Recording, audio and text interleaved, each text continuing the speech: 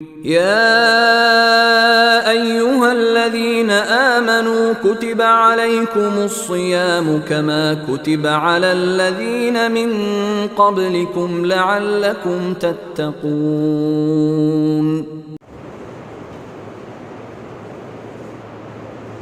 السلام عليكم ورحمة الله وبركاته. إن الحمد لله نحمده ونستعينه ونستغفره ونعوذ بالله من شرور أنفسنا ومن سيئات أعمالنا. من يهده الله فلا مضل له ومن يضلل فلا هادي له. وأشهد أن لا إله إلا الله وحده لا شريك له وأشهد أن محمدا عبده ورسوله. أما بعد فأعوذ بالله السميع العليم من الشيطان الرجيم من همزه ونفخه ونفسه. بسم الله الرحمن الرحيم. يا أيها الذين آمنوا اتقوا الله حق تقاته ولا تموتن إلا وأنتم مسلمون. يا أيها الناس اتقوا ربكم الذي خلقكم من نفس واحدة وخلق منها زوجها وبث منهما رجالا كثيرا ونساء واتقوا الله الذي تساءلون به والأرحام إن الله كان عليكم رقيبا. يا أيها الذين آمنوا اتقوا الله وقولوا قولا سديدا يصلح لكم أعمالكم ويغفر لكم ذنوبكم ومن يطع الله ورسوله فقد فاز فوزا عظيما. وقال الله تعالى في موضع آخر: يا أيها الذين آمنوا كتب عليكم الصيام كما كتب على الذين من قبلكم لعلكم تتقون. رب اشرح لي صدري ويسر لي أمري واحلل عقدة من لساني يفقهوا قولي ربي زدني علما. آمین. محترم حاضرین جمعہ، تمام قسم کی تعریف و توصیف، بڑائی، کبریائی، بزرگی، عزت اس اللہ رب العالمین کے لیے لائق و سزاوار ہے جو ہم تمام انسانوں کا اکیلا اور تنِ تنہا پالنہار ہے. بعدہ لاکھوں کروڑوں انگنت درود و سلام ہو تمام انبیاء کرام پر، خصوصاً ہمارے آخری نبی جناب محمد عربی صلی اللہ علیہ وسلم پر، جن کی کوششوں، محنتوں اور کاوشوں سے یہ سچا دین اسلام ہم تک پہنچا ہے. صلوات اللہ وسلامہ علیہ. حاضرین جمعہ، اس مختصر سی حمد و ثنا کے بعد آج اس خطبہ جمعہ کے اندر میں سورۃ البقرہ کا وہ پورا رکوع جو اللہ رب العالمین نے قرآن مجید کے احکامات کے تعلق سے نازل کیا ہے، مختصر طور پر اس کو بیان کرنے کی کوشش کروں گا. سب سے پہلے اللہ رب العالمین سے دعا کریں کہ اللہ تعالی ہم تمام کو سننے سے زیادہ عمل کرنے کی توفیق عطا فرمائے. آمین. حاضرین جمعہ، ہم تمام اس بات سے بخوبی واقف ہیں کہ رمضان کا مہینہ آ چکا ہے اور یہ زندہ لوگوں کے لیے بہت بڑی خوش نصیبی کی بات ہے کہ رمضان ہمیں مل چکا ہے. اس لیے اور اسی طرح رمضان کا جو اصل مقصد ہے، جو رمضان ہماری زندگی میں آتا ہے، یہ ہمیں تقویٰ سکھانے کے لیے آتا ہے. اور اللہ رب العالمین نے رمضان کے روزوں کا جو مقصد بیان کیا ہے وہ بھی یہی تقویٰ ہے کہ تم متقی پرہیزگار بن جاؤ، لعلکم تتقون، تم اللہ سے ڈرنے والے بن جاؤ. یہی وجہ ہے کہ رمضان تمہاری زندگی میں آتا ہے. آئیے ہم دیکھ لیتے ہیں کہ اس تقوی کا کیا فائدہ ہونے والا ہے، اس تقوی کا بینیفٹ کیا ہے، فائدہ کیا ہے. پہلے ہم اس کو سمجھ لیتے ہیں. ایک حدیث ہے، غالباً راوی ابو ذر غفاری رضی اللہ تعالیٰ عنہ ہے. فرماتے ہیں کہ اللہ کے نبی صلی اللہ علیہ وسلم نے پرسنلی مجھ سے کہا، خاص طور پر اللہ کے نبی نے مجھ سے کہا، قال علی رسول اللہ صلی اللہ علیہ وسلم یا ابا ذر اتق اللہ حیث ما کنت. اے ابو ذر، تم جہاں کہیں بھی رہو اللہ رب العالمین کے تقوی اختیار کرو، اللہ رب العالمین سے ڈرتے رہا کرو. دکان میں ہو تو بھی اللہ سے ڈرو، مکان میں ہو تو بھی اللہ سے ڈرو، کسی راستے پر چل رہے ہو تو بھی اللہ سے ڈرو، کسی سے جھگڑا کر رہے ہو، جھگڑا کے درمیان بھی تم اللہ سے ڈرو، یا پھر کسی سے کوئی چیز خرید رہے ہو، بیچ رہے ہو، بائی اینڈ سیل، ایسے معاملے میں بھی تم اللہ رب العالمین کا تقوی اختیار کیا کرو. ذرا تصور کرو میرے بھائیو، اگر انسان ان ساری جگہوں میں اللہ رب العالمین سے ڈرے، جیسا کہ اللہ کے نبی نے کہا اتق اللہ حیث ما کنت، جہاں کہیں بھی رہو اللہ رب العالمین سے ڈرو تو اس کی زندگی بدل کر رہ جاتی ہے۔ آئیے سب سے پہلے ہم جان لیتے ہیں کہ تقویٰ کیا ہے، تقویٰ کس چیز کا نام ہے، واٹ از تقویٰ۔ اگر آپ ابن کثیر جو علامہ عماد الدین رحمہ اللہ کی کتاب ہے تفسیر ابن کثیر، آپ اس کو اٹھا کر دیکھیں گے تو انہوں نے تقوی کی بڑی جامع تفسیر بیان فرمائی۔ انہوں نے ایک مثال کے ذریعے ایک مرتبہ عمر بن خطاب رضی اللہ تعالیٰ عنہ ابی بن کعب رضی اللہ تعالیٰ عنہ کے پاس جاتے ہیں اور جا کر کہتے ہیں کہ اے ابی ذرا مجھے بتاؤ کہ تقویٰ کس چیز کا نام، تقویٰ کے معنی کیا ہے، آخر تقویٰ کس کو بولتے ہیں؟ تو ابی بن کعب رضی اللہ تعالیٰ عنہ جیسا کہ میں نے کہا یہ قرآن کے بہت بڑے ماہر تھے، عربی کے چھوٹی سی چھوٹی چیز بھی ان سے پوشیدہ نہیں تھی، عربی کے رموز سے تک یہ لوگ حضرت ابی بن کعب واقف تھے، اتنے زیادہ عربی کے ماہر تھے۔ عمر بن خطاب رضی اللہ تعالیٰ عنہ جب ان کے پاس جا کر پوچھے تو انہوں نے ایک مثال کے ذریعے ایک ایگزامپل کے ذریعے انہیں سمجھایا کہ تقویٰ کس کو کہتے ہیں۔ ابی بن کعب نے کہا کہ اے عمر ذرا امیجن کرو، ذرا سوچو سمجھو کہ تم ایک ایسے راستے پر چل رہے ہو جس کے دونوں طرف کانٹے، دائیں بھی کانٹے بائیں بھی کانٹے، لیفٹ رائٹ دونوں جانب کانٹے دار درخت ہے اور راستہ بڑا تنگ ہے۔ جس راستے پر تم چل رہے ہو وہ راستہ بھی بڑا تنگ ہے۔ انہوں نے کہا کہ ٹھیک ہے آگے بتاؤ۔ تو ابی بن کعب رضی اللہ تعالیٰ عنہ نے کہا اب آپ بتاؤ کہ آپ اس راستے کو کیسے پار کرو گے۔ ایک راستہ ہے، اس راستے کو جو پورا کا پورا خاردار ہے، کانٹوں سے بھرا ہوا ہے، دائیں بائیں ہر جانب کانٹے ہیں اور جانے کے لیے راستہ تمہارے پاس نہیں ہے، تمہارے پاس وہ ایک ہی راستہ ہے، تم اس راستے سے کیسے گزرو گے؟ تو عمر بن خطاب رضی اللہ تعالیٰ عنہ نے کہا شمرت واشتہدت، سب سے پہلے میں اپنے کپڑوں کو اچھی طرح سمیٹ لوں گا، اس کے بعد دائیں دیکھتے ہوئے بائیں دیکھتے ہوئے لیفٹ رائٹ اور آگے دیکھتے ہوئے بڑا کیئرفل انداز میں، بڑا احتیاط کے ساتھ کیئرفل انداز میں وہ راستہ خطا کروں گا، اس راستے کو کراس کروں گا۔ کیونکہ اگر میں راستے پر چل جاؤں ادھر ادھر نہ دیکھوں تو ہو سکتا ہے کہ میرے کپڑے کسی کانٹے میں الجھ جائیں، کوئی کانٹا میرے کپڑوں میں چبھ جائے، اسی لیے میں کپڑوں کو اچھی طرح سمیٹ کر دونوں طرف دیکھتے ہوئے بڑا کیئرفل انداز سے وہ راستہ پار کروں گا۔ تو ابی بن کعب رضی اللہ تعالیٰ عنہ نے کہا کہ تقوی کا بھی بعین ہی یہی مفہوم ہے، ایز اٹ از یہی معنی ہے تقوی کا بھی۔ یوں سمجھو کہ جب انسان چھوٹے سے جب بڑا ہو جاتا ہے، جب بلوغت کی عمر کو پہنچ جاتا ہے تو ایک ایسے راستے پر چلا جاتا ہے جس کے دونوں طرف کانٹے کانٹے ہیں، خواہشات نفس کے کانٹے، حرص و ہوس کے کانٹے، حرام خوری کے کانٹے، حرام چیزوں کے کانٹے اس راستے کے دونوں جانب لگے ہوئے ہیں، اور وہ انسان اس راستے پر چل رہا ہے۔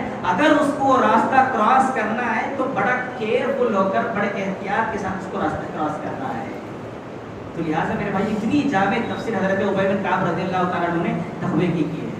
تو لہٰذا اگر یہ تقوی کسی انسان کی زندگی میں آ جائے تو اس انسان کی زندگی بڑی عجیب ہو جاتی ہے۔ وہ اپنی زندگی کے اندر اپنا ہر قدم بڑے احتیاط کے ساتھ ڈر ڈر کر رکھے گا، اپنا ہر قدم پھونک پھونک کر رکھے گا، اور یہ سمجھے گا کہ اگر میں یہ قدم جو رکھ رہا ہوں، یہ جو اسٹیپ میں لے رہا ہوں، کہیں اللہ اس سے ناراض تو نہیں ہو رہا ہے، کہیں میں اللہ کی نافرمانی تو نہیں کر رہا ہوں۔ تو وہ بندہ ہر معاملے کے اندر ڈرتے ہوئے اپنی زندگی کو آگے بڑھائے گا۔ ایسے انسان کی زندگی ایک مرتب ہو جائے گی، منظم ہو جائے گی، سسٹمائز بن جائے گی، ایک سسٹم کے تحت اس کی زندگی چلنا شروع ہو جائے گی۔ تو لہٰذا میرے بھائی، اور جس انسان کی زندگی میں یا پھر جس انسان کی زندگی ایک سسٹم کے تحت چلنا شروع ہو جائے وہ انسان بڑا خوش نصیب ہے، کیونکہ اور یہ انسان یہی چیز دنیا سے لے کر جائے گا اللہ رب العالمین کے پاس، تو یہی وہ بنتا ہے جو جنت کا وارث بنا دیا جانے والا ہے۔ اللہ رب العالمین نے قرآن مجید کے اندر کہا وَتِلْكَ الْجَنَّةُ الَّتِي نُورِثُ مِنْ عِبَادِنَا مَنْ كَانَ تَقِيًّا، یہ جو جنت دیکھ رہے ہو نا، اس کا وارث ہم اپنے ان بندوں کو بنانے والے ہیں جن کے دلوں میں تقویٰ ہوگا، جو ہر معاملے میں مجھ سے ڈرنے والے ہوں۔ اور میرے بھائیو، اس آیت کے اندر اللہ رب العالمین نے ایک بہت زبردست پوائنٹ بیان کیا جس کو مجھے اور آپ کو سمجھنے کی ضرورت ہے۔ وہ یہ کہ اللہ رب العالمین نے مجھ سے اور آپ سے یہ نہیں کہا کہ اگر تم تقویٰ لے کے آؤ گے تو میں تمہیں جنت دوں گا۔ اللہ نے یہ نہیں کہا، اللہ نے کہا کہ میں تمہیں جنت کا وارث بنا دوں گا۔ اور یہ وراثت جو ملتی ہے نا، فری میں ملتی ہے، بغیر محنت کے ملتی ہے۔ مثال کے طور پر باپ مر گیا، بہت زیادہ جائیداد پراپرٹی کما لیا، باپ کے مرنے کے بعد ساری کی ساری پراپرٹی جو جاتی ہے وہ بیٹے کو ملتی ہے۔ محنت باپ کرتا ہے، اس پراپرٹی پہ راج اس کا بیٹا کرتا ہے. بغیر محنت کے، بغیر کوشش کے کسی مال کا ہاتھ آ جانا، اس کو کہتے ہیں وراثت. تو اللہ رب العالمین نے اس آیت کے اندر کہا کہ میں اپنے ان بندوں کو جنت کا وارث بنانے والا ہوں. اس کا مطلب یہ ہے کہ ہماری عبادت کا بدلہ نہیں ہے جنت، ہمارے کاموں کا بدلہ نہیں ہے جنت، بلکہ یہ جنت اللہ رب العالمین کا فضل ہے، اللہ رب العالمین کا کرم ہے کہ اللہ رب العالمین مجھے اور آپ کو دے رہا ہے. کیونکہ ہمارے کام، ہمارے جتنے بھی اعمال ہیں سب کے سب ناقص ہیں، ادھورے ہیں، انکمپلیٹ ہیں. ہمارا کوئی بھی کام کمپلیٹ نہیں ہے میرے بھائیوں. اور ہماری جو زندگی اللہ رب العالمین نے دیا ہے نا، یہ بھی ایک لمیٹڈ زندگی ہے. 50 سال، 60 سال، 70 سال کی جو زندگی ہے نا، ایک لمیٹڈ زندگی ہے. اور آپ کو معلوم ہے کہ جب ہماری زندگی لمیٹڈ ہے تو اس زندگی میں جو ہمارے اعمال ہیں وہ بھی لمیٹڈ ہوں گے. تو ذرا غور کرو کہ ان لمیٹڈ کاموں پر جب اللہ رب العالمین مجھے اور آپ کو انلمیٹڈ زندگی دے رہا ہے، انلمیٹڈ نعمتوں سے نواز رہا ہے، تو یہ اللہ کا فضل ہی تو ہے نا.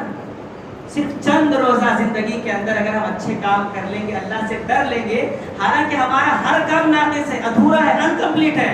ہم نماز پڑھتے ہیں تو بھی دکھاوے کے لیے، روزہ رکھتے ہیں تو بھی دکھاوے کے لیے، چیریٹی ٹرسٹ قائم کرتے ہیں تو بھی لوگوں کے اندر تعریف سننے کے لیے. ہمارا ہر کام آج کیا ہے؟ ادھورا ہے. لیکن اللہ رب العالمین ہمارے انہی ادھورے کاموں کی وجہ سے ہمیں جنت دے رہا ہے. تو یہ اللہ کا فضل ہی تو ہے، یہ اللہ کا کرم ہی تو ہے. اللہ نے کہا وَتِلْكَ الْجَنَّةُ الَّتِي نُورِثُ مِنْ عِبَادِنَا مَنْ كَانَ تَقِيًّا. یہ جو جنت ہے نا، ہم اپنے ان بندوں کو اس کا وارث بنائیں گے جن کے دلوں کے اندر تقویٰ ہوگا. تو لہٰذا میرے بھائی، اسی طرح ایک ایسا پل ہے، ایک ایسی برج ہے، ایک ایسا فلیور ہے جس سے مجھے اور آپ کو، دنیا کے ہر انسان کو گزرنا ہے، جس کو پل صراط کہا جاتا ہے. جس کے بارے میں آتا ہے کہ وہ راستہ ایسا ہے کہ بال سے بھی باریک ہے اور تلوار سے بھی تیز ہے. اتنا خطرناک راستہ. اللہ رب العالمین قرآن میں کہتا ہے وَإِن مِّن شَيْءٍ إِلَّا وَارِدُهَا كَانَ عَلَىٰ رَبِّكَ حَتْمًا مَّقْضِيًّا. یہ جو راستہ ہے نا، جو پل، یہ جو برج، اس سے ہر انسان کو گزرنا ہے. وَكَانَ عَلَىٰ رَبِّكَ حَتْمًا مَّقْضِيًّا. اور یہ ہمارا حتمی فیصلہ ہے اور یہ ہمارا فائنل ڈیسیجن ہے. میں اپنا ڈیسیجن کبھی چینج کرنے والا نہیں ہوں. ہر جاندار کو، ہر انسان کو اس راستے سے گزرنا ہی ہوگا.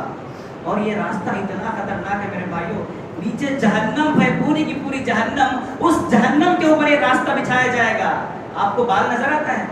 اس بال سے بھی باریک ہے اور تلوار سے بھی تیز ہے. اتنا خطرناک راستہ جہنم کے اوپر بچھایا جائے گا. اور اللہ کہتا ہے وَإِن مِّنكُمْ إِلَّا وَارِدُهَا. اس راستے پر ہر انسان کو گزرنا ہوگا. اور یہاں تک کہ ہمارے نبی صلی اللہ علیہ وسلم، جن کے اگلے پچھلے سارے گناہ معاف ہیں، یہ راستہ کراس کرتے ہوئے وہ کہہ رہے ہوں گے ربی سلم ربی سلم، اے میرے پروردگار میری حفاظت کر لے، اے میرے اللہ میری حفاظت کر لے. جب ہمارے نبی کا یہ عالم ہوگا تو میرے بھائیو سوچو میرے اور آپ کا کیا عالم ہونے والا ہے. اللہ رب العالمین نے اسی آیت کے اندر آگے بیان فرمایا ثم ننجی الذین اتقوا. جن کے دلوں میں تقویٰ ہوگا، جو مجھ سے ڈرنے والے ہوں گے، ننجی الذین، ہم ایسے لوگوں کو نجات دے دیں گے، ہم ایسے لوگوں کو یہ راستہ آسانی سے پار کروا دیں گے. تو لہٰذا مجھے اور آپ کو پتا چلا. اور آگے اللہ نے کہا وَنَذَرُ الظَّالِمِينَ فِيهَا جِثِيًّا. جو ظالم ہوں گے، جو جابر ہوں گے، جو دنیا کے اندر ایک دوسرے کا مال ناجائز طریقے سے ہڑپ کر کھا رہے ہوں گے، ایسے ظالموں کو اللہ رب العالمین کہہ رہا ہے جِثِيًّا، ہم انہیں وہیں پر گھٹنوں کے بل بٹھا دیا کریں گے. تو لہٰذا میرے بھائی، اتنا خطرناک پل جو مجھے اور آپ کو کراس کرنا ہے، اس کو کراس کر کے اگر مجھے اور آپ کو جنت کا وارث بننا ہے تو میرے اور آپ کے دل کے اندر تقوی کا ہونا بہت ضروری ہے. مجھے اور آپ کو اللہ رب العالمین سے ڈرنا بہت ضروری ہے. یہ روزے کا سب سے پہلا مقصد ہے میرے بھائیو، لعلکم تتقون، تاکہ تم متقی بن جاؤ، پرہیزگار بن جاؤ، اللہ سے ڈرنے والے بن جاؤ. اس کے علاوہ ایک 2-3 آیتوں کے بعد اللہ رب العالمین نے تقوی کا ایک، روزے کا ایک اور مقصد بیان کیا ہے وَلِتُكَبِّرُوا اللَّهَ عَلَىٰ مَا هَدَاكُمْ. یہ روزے تم پر اس لیے فرض کیے گئے تاکہ تم اللہ سے ڈرو اور اس کے ساتھ ساتھ اللہ کی تکبیر بیان کرو، اللہ کی کبریائی بیان کرو. اللہ کی تکبیر بیان کرنے کا مطلب یہ ہے کہ ہر معاملے میں اللہ کو بڑا جاننا. مثال کے طور پر مؤذن اذان دیتا ہے اللہ اکبر اللہ اکبر، اللہ بڑا ہے، اللہ بڑا ہے. اور انسان کیا کرتا ہے؟ یہ بھی اس کے جواب میں کہتا ہے اللہ اکبر اللہ بڑا ہے. جھوٹ بولتا ہے انسان، کیونکہ جب یہ اذان سنتا ہے نا، اگر یہ اللہ کو حقیقی معنوں میں بڑا مانتا تو اپنے بزنس کو چھوڑ کر، کاروبار کو چھوڑ کر مسجد کی طرف آ جاتا. یہ صرف زبان سے وعدہ کر رہا ہے کہ اللہ بڑا ہے، لیکن حقیقت میں جھوٹا ہے، کیونکہ جب اس سے کہا جا رہا ہے کہ اللہ بڑا ہے، حی علی الصلاۃ، آؤ کامیابی کی طرف، تو اس کا نفس جو ہے اسے اس بات پر ابھارتا ہے کہ ابھی وقت ہے نا، بعد میں پڑھ لیں گے، آگے چل کر پڑھ لیں گے، آگے جماعت بنا کے پڑھ لیں گے، آخری وقت میں پڑھ لیں گے۔ ذرا بتاؤ، اس نے اپنے نفس کو بڑا مانا یا پھر اللہ رب العالمین کو بڑا مانا؟ اگر اللہ کو بڑا مانتا تو اذان کے ساتھ ساتھ وہاں سے فوراً نکل جاتا تھا، لیکن اس نے اپنی نفس کی بات کو سن کر اپنے نفس کو اللہ رب العالمین کی ذات پر اس نے ترجیح دی ہے۔ اسی طرح میرے بھائیوں، جب شادی بیاہ کا موقع آتا ہے تو بہت سارے ایسے قوانین ہیں قرآن و حدیث کے جس کو آج لوگ پامال کرتے ہیں۔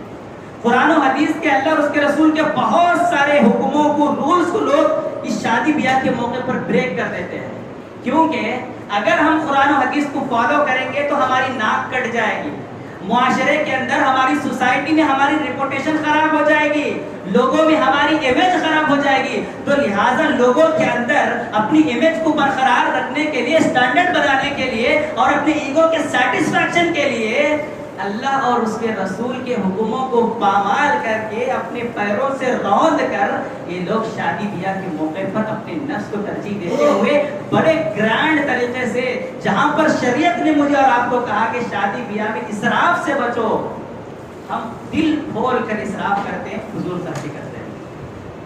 یہ ساری کی ساری چیزیں ہم عام دنوں کے اندر کرتے ہیں، اللہ رب العالمین کو چھوٹا کر دیتے ہیں اور ہمارے نفس کو بڑا کر دیتے ہیں۔ لیکن جب رمضان کا مہینہ آتا ہے تو کیا ہوتا ہے جانتے ہیں؟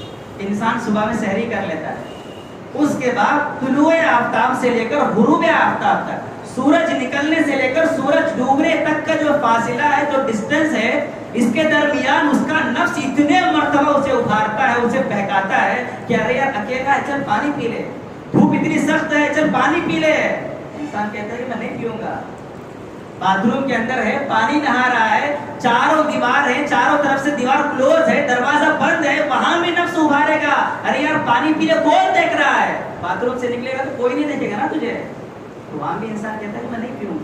اب آپ بتاؤ، یہاں اس نے اپنے نفس کو بڑا مانا یا اللہ کو بڑا مانا؟ اللہ کہہ رہا ہے کہ پانی مت پی، نفس کہہ رہا ہے کہ پانی پی لے، تو لہٰذا اس نے نفس کو کچل کر اللہ رب العالمین کی ذات کو ترجیح دیا ہے۔ کب؟ روزوں کے اندر۔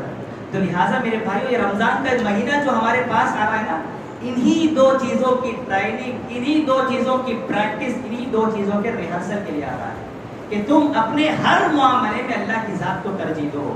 اگر بندہ اپنے ہر کام میں اللہ رب العالمین سے ڈرے، اپنے ہر معاملے میں اللہ رب العالمین کو بڑا سمجھے، تو کیا ہوتا ہے؟ اس کا جو نفس ہے نا، وہ دھیرے دھیرے دھیرے دھیرے آہستہ آہستہ اتنا کمزور ہو جاتا ہے کہ اس کے بعد انسان سے کوئی گناہ کروا ہی نہیں سکتا اس کا نفس۔ تو لہٰذا انہی دو چیزوں کی پریکٹس کے لیے رمضان کا مہینہ میرے اور آپ کی زندگی میں آ رہا ہے، اور رمضان کے روزوں کا سب سے پہلا مقصد ہے، اور یہ سب سے پہلی آیت جو اس رکوع کی ہے، یا ایھا الذین آمنوا کتب علیکم الصیام کما کتب علی الذین من قبلکم لعلکم تتقون۔ یہ اس آیت کی ایک مختصر سی تفسیر ہوئی ہے۔ یہ سب سے پہلا حکم ہے جو اللہ رمضان کے تعلق سے مجھے اور آپ کو دیتا ہے، اور ایک دوسرا حکم ہے جو اللہ رب العالمین مجھے اور آپ کو دیتا ہے اس کے بعد کی آیت، شہر رمضان الذی انزل فیہ القرآن ھدی للناس وبینات من الھدی والفرقان۔ شہر کہتے ہیں مہینے کو، یہ رمضان کا مہینہ ہے جس کے اندر قرآن کو اتارا گیا، اور اللہ رب العالمین ایک دوسری جگہ کہتا ہے ھذا کتاب انزلناہ مبارک، یہ جو کتاب اس مہینے کے اندر ہم نازل کر رہے ہیں یہ بڑی بابرکت کتاب ہے۔ قرآن کے اترنے سے پہلے رمضان کا مہینہ بھی ایک عام مہینہ تھا، جس طرح 11 مہینے ہیں، رمضان کا مہینہ بھی ایسی تھا، لیکن جب قرآن اس کے اندر نازل ہوا، اللہ نے کہا جب ہم نے ایک مبارک کتاب اس کے اندر نازل کی، برکت والی کتاب نازل کی، تو اس برکت والی کتاب نے اس سارے کے سارے مہینے کو برکت والا مہینہ بنا دیا۔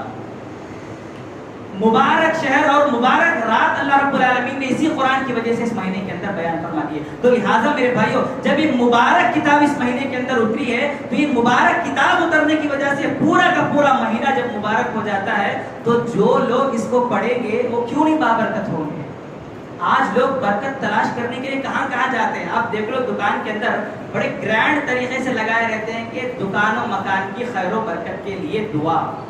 اللہ تو کہہ رہا ہے یار ہمارے قرآن کے اندر برکت ہے، قرآن کو پکڑ لو تمہاری زندگی میں برکت آ جائے گی، تمہارے گھروں میں برکت آ جائے گی، تمہارے کاروبار میں برکت آ جائے گی. لیکن آج ہم لوگ کہاں کہاں تلاش کر رہے ہیں برکت کو. یہ دنیاوی فائدہ ہے جو رمضان کے اندر مجھے اور آپ کو ملنے والا ہے قرآن کے ذریعے. اسی لیے کہا جاتا ہے قرآن کو زیادہ سے زیادہ پڑھا کرو، کیونکہ قرآن کا مہینہ ہے. یہ تو دنیاوی فائدہ ہو، اور جو اخروی فائدہ ہے ہماری آنکھوں کے بند ہونے کے بعد، ہمارے دل کی دھڑکنوں کے رک جانے کے بعد اس کا جو بینیفٹ ہے، جو فائدہ ہے، معلوم ہونے والا ہے. جیسے لوگ ہمیں دفن کر کے آ جاتے ہیں قبر کے اندر، اگر وہ انسان مومن ہوا ہوگا، اپنی زندگی میں قرآن کی تلاوت کیا ہوگا، سونے سے پہلے سورۃ الملک کی تلاوت کیا ہوگا، تو اللہ کے نبی صلی اللہ علیہ وسلم گارنٹی دیتے ہیں کہ یہی سورۃ الملک اس کو دفنانے کے بعد قبر کے اندر قبر کے عذاب سے اس کی حفاظت کرے گا. خبر سے لے کر مرنے سے لے کر خبر سے لے کر حشر تک، اور حشر سے لے کر جنت میں جانے تک قرآن اس کا ساتھ رہے گا. اسی لیے اللہ کے نبی صلی اللہ علیہ وسلم نے کہا اقرأوا القرآن فإنه يأتي يوم القيامة شفيعا لأصحابه. اے میرے لوگوں، قرآن کو زیادہ سے زیادہ پڑھا کر لیا کرو، قرآن کو دنیا کے اندر اپنا دوست بنا لو، کیونکہ کل قیامت کے دن یہ قرآن تمہیں اپنا دوست بنا لے گا. اس آیت کے اندر اللہ کے نبی نے اصحابی کا ورڈ یوز کیا ہے. اصحاب کس کو بولتے جانتے ہیں؟ صاحب بولتے ہیں جو دکھ درد میں ساتھ ہو، دونوں حالت میں، خوشی میں بھی ساتھ ہو، غمی میں بھی ساتھ ہو، ایسے انسان کو صاحب کہا جاتا ہے. اللہ نے خود قرآن میں اس کا یہ ورڈ یوز کیا ہے، اَنَّا يَكُونُ لَهُ وَلَدٌ وَلَمْ تَكُنْ لَهُ صَاحِبَةٌ. اللہ کے بچے کیسے ہو سکتے ہیں، اللہ کی اولاد کیسے ہو سکتی ہے جبکہ اس کی بیوی ہے نہیں، اس کی عورت ہے نہیں، اس کی وائف ہے نہیں، تو اللہ کے بچے کیسے ہو سکتے ہیں؟ آپ کو معلوم ہے کہ جو بیوی ہے وہ شوہر کے دکھ درد ہر اس میں ساتھ رہتی ہے. تو اس سے بات پتہ چلتی ہے کہ اگر کوئی انسان دنیا کے اندر قرآن کو اپنی زندگی کے ہر معاملے میں اگر اپنا لیتا ہے، اپنا دوست بنا لیتا ہے، تو قرآن وعدہ کرتا ہے کہ میں مرنے سے لے کر جنت میں جانے تک اللہ رب العالمین سے لڑ کر تمہاری سفارش کر کے میں تمہیں جنت میں داخل کروں گا. تو لہٰذا میرے بھائیوں، یہ رمضان کا مہینہ اسی قرآن سے خاص کر دیا گیا ہے. تو زیادہ سے زیادہ رمضان کے مہینے میں قرآن کی تلاوت کرنے کی کوشش کر لیا کریں. ایک سسٹم بنا لے قرآن کو پڑھنے کا. دو طریقے. ایک طریقہ کیا ہے؟ ایسی قرآن کو پڑھ لیا کریں جیسے سراسر الف لام میم ذالک الکتاب لا ریب فیہ ھدی للمتقین. اور دوسرا سسٹم کیا ہے؟ قرآن کو سمجھ کر پڑھنا، کیونکہ بغیر سمجھے کوئی فائدہ نہیں ہے قرآن کا. قرآن کو سمجھ کر پڑھنا، اس کے ٹرانسلیٹ کے ساتھ پڑھنا، اس کی تفسیر کے ساتھ پڑھنا ہے قرآن کو. تبھی جا کر مجھے اور آپ کو فائدہ پہنچے گا. مجھے اور آپ کو معلوم ہوگا کہ اس کتاب کے اندر کیا ہے جو 30 پاروں پر مشتمل ہے. ہم لوگ سمجھتے ہیں کہ بس ایک ٹیکسٹ ہے، ٹیکسٹ بک ہے جو لکھی ہوئی ہے، اس کا فائدہ مجھے اور آپ کو نہیں معلوم ہو رہا ہے. آپ اگر اس کی حقیقت جاننا چاہتے ہیں تو ان لوگوں سے پوچھ لو جو خبر میں ہیں، سو رہے ہیں، وہ لوگ تڑپ رہے ہیں اس قرآن کے لیے. اگر ہم دنیا میں پڑھ لیتے تو آج یہ عذاب ہمیں نہیں ہوتا تھا. تو لہٰذا میرے بھائیوں، اللہ نے مجھے اور آپ کو زندگی دے کر پھر ایک مرتبہ ہماری زندگی میں رمضان لا کے ہمیں ایک موقع دے رہا ہے، ایک چانس دے رہا ہے کہ تم اپنی مغفرت کروا لو، اپنے گناہوں کی معافی اس رمضان کے ذریعے، اس قرآن کے ذریعے تم کروا لو. تو لہٰذا یہ مہینہ قرآن کا مہینہ ہے، قرآن کے ساتھ خاص کر دیا گیا ہے. اللہ رب العالمین نے روزوں کے بعد اسی آیت کو نازل کیا ہے، شہر رمضان الذی انزل فیہ القرآن. اس کے بعد ایک 2-3 آیتیں ہیں جس میں اللہ نے ایک مہینے کے روزے فرض کیے، رمضان کے روزے. اس کے بعد 2 آپشن اللہ نے دیے. اگر سفر میں ہو تو روزہ چھوڑ سکتے ہو، بیمار ہو تو روزہ چھوڑ سکتے ہو، لیکن وَلِتُكْمِلُوا الْعِدَّةَ وَلِتُكَبِّرُوا اللَّهَ عَلَىٰ مَا هَدَاكُمْ. بعد کے دنوں میں کیا ہے اس کی تکمیل تم کر لیا کرو، ان روزوں کو تم پورے کر لیا کرو. روزوں کا بیان جیسے ہی ختم ہوتا ہے اس کے بعد ایک دوسری آیت شروع ہوتی ہے اسی رمضان کے متعلق، وہ ہے دعا. اللہ رب العالمین نے رمضان کے روزوں کے بعد قرآن کی تلاوت کے بعد جو ترتیب بیان کی ہے وہ ہے دعا. اور آپ جانتے ہیں کہ دعا عبادت کی روح ہے. جیسا کہ ایک انسان کا جسم ہے اور ایک انسان کی روح ہے، جب یہ دونوں چیزیں آپس میں ملتی ہیں تو ایک انسان بن جاتا ہے، چلتا پھرتا ایک انسان بن جاتا ہے. اگر وہی روح جب انسان کے جسم سے نکال دی جائے تو بس وہ ایک ڈیڈ باڈی بن جائے گی. لوگ یہ چاہیں گے کہ ہم کتنا جلدی اس کو قبر کے اندر دفن کر دیں گے. جب تک روح رہے گی لوگ نام سے بلائیں گے، نذیر بھائی، منیر بھائی کر کے نام سے لوگ بلائیں گے ہمیں. جب وہی روح ہماری جسم سے نکل جائے گی تو لوگ ہمارا نام نہیں لیں گے، بلکہ ہمیں کہیں گے ایک ڈیڈ باڈی ہے یار، اس کو لے کے جا کے قبر میں دفن کر دو، مٹی کے اندر اس کو دبا دو، یہ مٹی سے آیا ہے، مٹی کے اندر ہی اس کو ڈال دو. تو لہٰذا عبادت کی جو روح ہے یہ دعا ہے. آئیے سب سے پہلے وہ حدیث دیکھ لیتے ہیں. غالباً نعمان بن بشیر رضی اللہ تعالیٰ عنہ اس حدیث کے راوی ہے. فرماتے ہیں کہ اللہ کے نبی صلی اللہ علیہ وسلم نے فرمایا الدعاء هو العبادہ. دعا اصل عبادت ہے. دعا عبادت کی اصل یہی دعا ہے. اللہ کے نبی صلی اللہ علیہ وسلم نے فرمایا. اور آپ اس آیت کو دیکھیں کہ جو شہر رمضان الذی کے بعد اتری ہے وہ یہی کہ وَإِذَا سَأَلَكَ عِبَادِي عَنِّي فَإِنِّي قَرِيبٌ. اے نبی اگر یہ لوگ تم سے آ کے سوال کرے میرے بارے میں کہ اللہ کہاں پر ہے تو آپ ان سے کہہ دیجئے فَإِنِّي قَرِيبٌ, بے شک میں ان سے بہت قریب ہوں. اجیب دعوت الداعی اذا دعانی فلیستجیبوا لی ولیؤمنوا بی. اگر کوئی انسان مجھ سے دعا کرنا چاہتا ہے, مجھ سے کچھ پوچھنا چاہتا ہے تو آئے مجھ سے دعا مانگے, میں فوراً اس کا جواب دوں گا. اذا دعانی فلیستجیبوا لی, جیسے ہی وہ دعا کرے گا میں فوراً اس پر ریسپانس ہو جاؤں گا, اس کا جواب دے دوں گا. اللہ رب العالمین یہاں پر رک کر ایک مسئلہ سمجھے. دنیا کے اندر لوگ کیا کرتے ہیں, درگاہوں پہ جاتے ہیں, قبروں پر جاتے ہیں, مزاروں پر جاتے ہیں. جب ہم ان سے پوچھتے ہیں کہ ارے کیوں جاتے ہو خبروں پر, تو بڑی آسانی سے جواب دیتے ہیں کہ ارے ہم تو گنہگار ہیں, ہم تو گناہوں کا پتلا بنے ہوئے ہیں, ہم کیسے اللہ سے ڈائریکٹ دعا کریں, اللہ سے کیسے ڈائریکٹ دعا مانگیں, ہم تو ان کے وسیلے سے اللہ سے دعا مانگتے ہیں. ان کا وسیلہ لے کر ہم کیا کرتے ہیں, اللہ رب العالمین سے دعا کرتے ہیں تاکہ وہ ہماری دعا کو اللہ تک پہنچا دے. اور اس کے اندر ایک ایگزامپل بھی بڑی فیمس ہے. لوگ کہتے ہیں کہ ایک بہت بڑا کنواں ہے, ایک پوڑی ہے اور پانی بہت نیچے ہے اس کے. اگر اس کو پانی لینا ہے تو کیا کرنا, ایک رسی لینا ہے اور ایک بندی کو بند کر اس کے اندر جب ڈالیں گے تو اس کے ذریعے پانی جب ہم لیں گے تو پی سکیں گے. تو لہٰذا رسی ایک وسیلہ ہے اور بندی ایک وسیلہ ہے. بالکل اسی طرح اللہ کی ذات بھی بہت اوپر ہے. ہمارے گناہ, ہماری جو دعا ہے اس تک پہنچ نہیں سکتی. اس تک کون سی دعا پہنچتی ہے, جو اس کے نیک بندے صرف انہی کی دعا اس تک پہنچتی ہے. لوگوں کا یہ عقیدہ بنا ہوا ہے, قبروں کے اندر, مزاروں کے اندر جا کر ان کے سامنے دعائیں کرتے ہیں اور کہتے ہیں کہ ہماری دعاؤں کو اللہ تک پہنچا دو. ان لوگوں کو اتنا تک نہیں معلوم, پانی اگر منہ تک ہو تو پینے میں کیا حرج, اس کے لیے کوئی وسیلے کی ضرورت ہے کیا؟ گلاس میں پانی ہے, ہاتھ میں پکڑے ہوئے ہیں, پینے میں کوئی وسیلہ چاہیے کیا؟ یہ پھر کوئی بندی لے کو ڈبا لینا کہ ہاتھ میں گلاس میں سے, کوئی ضرورت نہیں, لے کے ڈائریکٹ پی سکتے ہیں. یہ لوگ کیا کہتے ہیں, کنویں سے اس کی مثال دیتے ہیں. اللہ تو اس آیت میں کہہ رہا ہے فَإِنِّي قَرِيبٌ, میں تو ان سے بہت زیادہ قریب ہوں. اور اس کی تفسیر تو اللہ نے غالباً سورۃ تکویر میں کی ہے, وَنَحْنُ سورۃ قاف میں غالباً وَنَحْنُ أَقْرَبُ إِلَيْهِ مِنْ حَبْلِ الْوَرِيدِ, میں تو ان کی شہرک سے بھی زیادہ قریب ہوں. تو جو چیز اتنا زیادہ قریب ہو ہم سے, اس کے لیے وسیلے کی کیا ضرورت ہے؟ تو لہٰذا میرے بھائیو, اللہ رب العالمین کہہ رہا ہے وَإِذَا سَأَلَكَ عِبَادِي عَنِّي فَإِنِّي قَرِيبٌ أُجِيبُ دَعْوَةَ الدَّاعِ إِذَا دَعَانِ.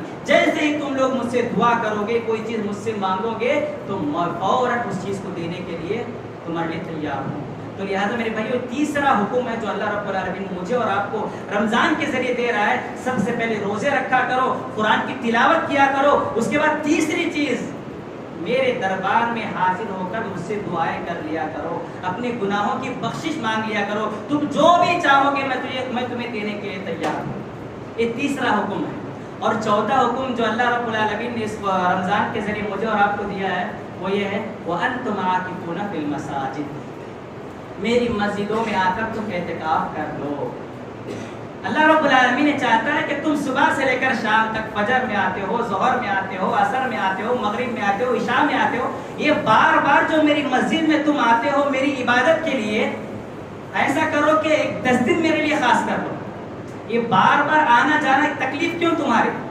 مثال کے طور پر اگر ہمیں کوئی انسان بہت زیادہ پسند رہتا ہے جس کو ہم چاہتے ہیں اور وہ ڈیلی ہمارے گھر آتا جاتا ہے تو ہم کیا بولتے ہیں, ارے بھائی کئی کو 4 جہاں ویسٹ دھوپ میں گاڑی کے سفر, کئی کو آپ کو 10-15 دن ہمارے گھر میں لگے جانا, 10-15 دن رہو کو آرام سے خوشی کے ساتھ ایک ساتھ مل جل کو 10-15 دن کے بعد جا سکتے ہیں تمہیں. اللہ بھی یہ کہہ رہا ہے دن میں 5 دن جو تم آ رہے ہو میرے گھر, فجر, ظہر, عصر, مغرب, عشاء, ایک کئی کو یہ پریشانی, آپ کو 10 دن میرے لیے دے دو. مجھ سے اتنا قریب ہوتے ہیں لیکن اور تھوڑا قریب ہو جاؤ مجھ سے, آخری عشرہ مجھے دے دو. اللہ رب العالمین کہتا ہے وَأَنْتُمْ عَاكِفُونَ فِي الْمَسَاجِدِ, اپنے بزنس کو چھوڑ دو, اپنے گھروں کو چھوڑ دو, اپنے کاروبار کو چھوڑ دو, تمہیں جو چاہیے مجھ سے مانگ لو, میں تمہیں دوں گا. اِذَا دَعَانِي فَلْيَسْتَجِيبُوا لِي, میں تمہاری دعاؤں کو قبول کروں گا. پیسہ چاہیے مجھ سے پوچھو, میں دوں گا. آج لوگ کیا کرتے ہیں, دنیا والوں کے پاس جا کر پیسہ پوچھتے ہیں, وہ لوگ بھی دیتے ہیں, نہیں بولتا, ایک بار دیتے ہیں, 2 بار دیتے ہیں, تیسری بار انسلٹ کرتے ہیں, ارے بھائی جا بیگو سے کھاتا ہے یہاں سے. کہیں کو پوچھتا ہے پیسے بار بار آتا ہے کیا مجھے پوچھنے کے لیے, کیا دوسرے نے ہے کیا, ایسی انسلٹ کرو کیا کر ڈالتے ہیں, دنیا والے بھیج ڈالتے ہیں. لیکن اللہ رب العالمین اس کا اپوزٹ ہے, بندہ بار بار میری دربار میں نہیں آپ کو پوچھا تو اللہ کو غصہ, ایک بار آپ کو پوچھ لیا, 2 بار آپ کو پوچھ لیا, اللہ چاہتا ہے تیسری بار بالکل نہیں آتا ہے. یہی فرق ہے خالق اور مخلوق میں. اسی لیے ایک انگلش کا ایک مشہور مقولہ ہے, worship the creator not his creation. عبادت جو ہے یہ خالق کی کرو, مخلوق کی نہیں. کریٹر کی کرو, جس نے بنایا ہے اس کی عبادت کرو. مخلوق کی عبادت, کریشن کی عبادت کبھی مت کیا کرو, کیونکہ مخلوق اگر دیتی بھی ہے نا, بڑا احسان جتلا کر دیتی ہے. آج لوگ کیا کرتے ہیں, بڑا احسان جتلاتے ہیں کہ اگر میں نہیں رہتا تو اس کی زندگی کافی چلی جاتی تھی. انہیں کیسی زندگی جیتا تھا کہ میرے رہنے کی وجہ سے, میرے بیک سپورٹ کی وجہ سے آج انہیں وہ اسٹیج میں ہے. اللہ کہتا ہے کہ ارے انہیں دیتا بھی ہے تو لوگوں کے 4 لوگوں کے سامنے بول لیتا, اور انہیں اپنی طرف سے نہیں دیتا ہے, میرے پاس لیتا اور جا کو تجھے دیتا ہے. مثال کے طور پر دنیا کے اندر ایک کمپنی رہتی ہے, ہم اس سے کوئی چیز پرچیز کرتے ہیں, ڈائریکٹ کمپنی کو ہم کیا ہے وزٹ نہیں کرتے, بیچ میں ایک بروکر رہتا ہے. بروکر کے ذریعے کیا ہے, ہم کمپنی کا مال خریدتے ہیں. جب کمپنی کا اونر ہمیں معلوم ہو جائے تو اونر بولتا بروکر کی کیا ضرورت ہے, ڈائریکٹ میرے پاس آپ کو لے لے, تو جو ڈسکاؤنٹ میں اسے دے تو وہ ڈسکاؤنٹ تجھے بھی دے رہا.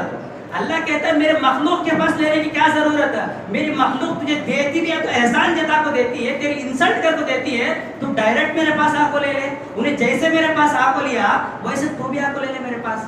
اذا دعانی فلیستجیبوا لی, تم مجھ سے مانگ لو, جو چاہے مانگ لو, میں تمہیں دینے کے لیے تیار ہوں. تو لہٰذا میرے بھائیوں یہ تیسرا پیغام تھا, چوتھا پیغام تھا جو رمضان مجھے اور آپ کو دے رہا ہے. وَأَنْتُمْ عَاكِفُونَ فِي الْمَسَاجِدِ, تم 10 دن اللہ رب العالمین کے لیے خاص کر کے اللہ کے قریب ہو جا کر 10 دن اعتکاف کر لیا کرو.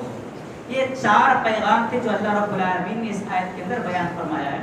اور یہ رکوع کا جو اینڈ اللہ رب العالمین نے کیا ہے ایک بڑی خطرناک آیت سے کیا ہے. یہاں تک تو اللہ نے بیان کر دیا کہ رمضان کے روزے فرض کیے گئے, اس میں تمہارا بھی فائدہ ہے. ایک تو دنیاوی فائدہ, جیسا کہ میں نے گزشتہ جمعہ آپ لوگوں کے سامنے بیان کیا کہ سائنٹیفک اعتبار سے ہمارے جسم کی کئی بیماریاں ختم ہو جاتی ہیں, اور دوسرا ہمارے دلوں میں تقویٰ بھی آ جاتا ہے روزوں کے ذریعے. اور دوسری چیز, قرآن اگر پڑھ لیں گے تو ہماری زندگی میں برکت, دنیاوی فائدہ. قرآن پڑھ لیں گے تو آخرت کا فائدہ کہ ہماری نجات کا ذریعہ ہے, جہنم کے عذاب سے ہمیں بچا لے گا, جنت میں داخل کر دے گا. اور تیسری چیز دعا جو اللہ رب العالمین نے مجھے اور آپ کو مانگنے کے لیے کہا ہے, اس کے اندر ہمارا دنیا بھی فائدہ ہے اور آخرت میں بھی فائدہ ہے. اور چوتھی چیز جو اللہ رب العالمین نے مجھے اور آپ کو کہا ہے وہ اعتکاف کا, کہ تم رمضان کے اندر 10 دن میرے لیے خاص کر کے آ کے میری مسجد کے اندر اعتکاف کر لیا کرو. یہ ساری چیزوں کا بینیفٹ, فائدہ بیان کرنے کے بعد اللہ رب العالمین نے یہ رکوع کا جو اختتام کیا ہے وہ یہ کہ ان چیزوں کے اندر تم حرام کی ملاوٹ مت کرو, جائز اور ناجائز میں تمیز کر لیا کرو. وَلَا تَأْكُلُوا أَمْوَالَكُمْ بَيْنَكُمْ بِالْبَاطِلِ. یہاں پر قرآن کے احکامات کا اینڈ ہے. اسی رکوع کے اندر اللہ رب العالمین کہہ رہا ہے کہ یہ ساری کی ساری چیزیں تو تم کر لیتے ہو, لیکن اس بات کا خاص خیال رکھنا کہ ساری کی ساری جو دوائیں میں نے تمہیں دی ہیں, دوا یہ اسی وقت کام کرے گی جب تم اس سے پرہیز کرو گے. مثال کے طور پر ڈاکٹر اگر کوئی بیماری آئیڈینٹیفائی کرتا ہے ہماری باڈی سے تو کہتا ہے کہ یہ چیزیں تجھے پرہیز کرنا ہے, گوشت نہیں کھانا, پلا نہیں کھانا, میٹھا نہیں کھانا. اس کے بعد میڈیسن لکھ کے دیتا ڈاکٹر. کیا بولتا, یہ چیزیں تو چھوڑے تو یہ میڈیسن ورک کرتی, اگر یہ چیزیں بھی ساتھ میں کھاتا ہے, یہ میڈیسن بھی لیتا ہے تو تیری بیماری نہیں جاتی. تو اللہ بھی کہتا ہے یہ روزے, یہ قرآن کی تلاوت, یہ دعا, یہ اعتکاف جو ہے ایک میڈیسن کی طرح ہے. یہ اسی وقت ورک آؤٹ ہوں گے جب تم حرام چیزوں سے بچو گے, حرام کا لقمہ اپنے پیٹ میں نکالو گے, اسی وقت یہ ساری کی ساری چیزیں ورک کریں گی. وَلَا تَأْكُلُوا أَمْوَالَكُمْ بَيْنَكُمْ بِالْبَاطِلِ. اور اللہ کے نبی صلی اللہ علیہ وسلم نے تو غالباً سعد رضی اللہ تعالیٰ عنہ کی حدیث ہے, وہ فرماتے ہیں کہ جب یہ آیت یا ایھا الذین آمنوا لا تأکلوا اموالکم بینکم بالباطل اللہ کے نبی کے سامنے پڑھی گئی تو وہ صحابہ فوراً اٹھ کھڑے ہوئے اور اللہ کے نبی سے ایک کوشچن کرتے ہیں, ایک سوال کرتے ہیں کہ اللہ کے نبی آپ اللہ سے دعا کر دیجئے کہ اللہ مجھے مستجاب الدعوات بنا دے, یعنی میں جو بھی اللہ سے مانگوں اللہ فوراً اس کو ایکسیپٹ کر لے, فوراً اس کو قبول کر لے. آپ میرے لیے ایسی دعا اللہ سے کر دیں. تو اللہ کے نبی نے بس ایسے نہیں کہا کہ چل بیٹھ جا میں دعا کر دوں گا اللہ تجھے مستجاب الدعوت بنا دے گا, ایسے نہیں کہا اللہ کے نبی. اللہ کے نبی نے کہا کہ ٹھیک ہے بس ایک کام میرا کر لے, تو اپنے کھانے کو پاک کر لے, اپنے کھانے کو حرام چیزوں سے تم پاک کر لے, اگر حرام کا ایک لقمہ بھی تیرے پیٹ کے اندر چلا جائے ما یقبل منہ عمل 40 یوما تو 40 دنوں کا عمل اللہ رب العالمین کے نزدیک قابل قبول نہیں ہے میرے بھائی. اگر ایک لقمہ بھی اس رمضان کے اندر ہمارے پیٹ میں چلا جائے تو رمضان تو آتا ہے صرف 30 دنوں کا پلس 10 دن 40 ڈیز کی عبادت اللہ رب العالمین کے نزدیک کوئی قابل قبول نہیں ہے. ہم تو رمضان کا مہینہ تو ہمارے لیے ایک آفر کی طرح ہے. 1 حرف پر 10, 2 حرف پر 20, 3 حرف پر 30 نیکیاں ملنے والے ہیں. یہ آفر بھی ہمارے ایک حرام کے لقمے سے یہ سارا کا سارا آفر خراب ہو سکتا ہے اللہ رب العالمین کا اور اللہ کے نبی صلی اللہ علیہ وسلم کے فرمان کے مطابق. تو لہٰذا یہ چند باتیں تھیں جو رمضان المبارک کے تعلق سے مجھے آپ لوگوں کے سامنے رکھنی تھی. آخر میں اللہ تعالیٰ سے دعا کرتا ہوں کہ اللہ تعالیٰ ہم تمام کو رمضان المبارک سے بخوبی فائدہ اٹھانے کی توفیق عطا فرما. اے اللہ رب العالمین رمضان کی رحمتوں سے, رمضان کی نعمتوں سے, رمضان کے اندر جن جن چیزوں کا اللہ تو نے حکم دیا ہے وہ ساری چیزوں کو کر کر تیری رحمتیں, تیری بخششیں اور تیری مغفرت کا ہمیں اپنے آپ کو مستحق بنانے کی توفیق عطا فرما. اے اللہ رب العالمین جب تک تو ہمیں اس دنیا کے اندر زندہ رکھ, ایمان اور اسلام والا بنا کر زندہ رکھ. اے اللہ رب العالمین جب تک تو ہمیں اس دنیا کے زندہ رکھ, اس دنیا کے اندر زندہ رکھ, تیرے اور تیرے نبی کے طریقے کے مطابق زندگی گزارنے والا بنا کر زندہ رکھ. اے اللہ جب اس دنیا سے ہمارا خاتمہ ہو تو خاتمہ بالخیر ہو. آمین ثم آمین. وما علینا الا البلاغ المبین. اقول قولی هذا واستغفر الله لي ولكم ولسائر المسلمين فاستغفروه انه هو الغفور الرحيم.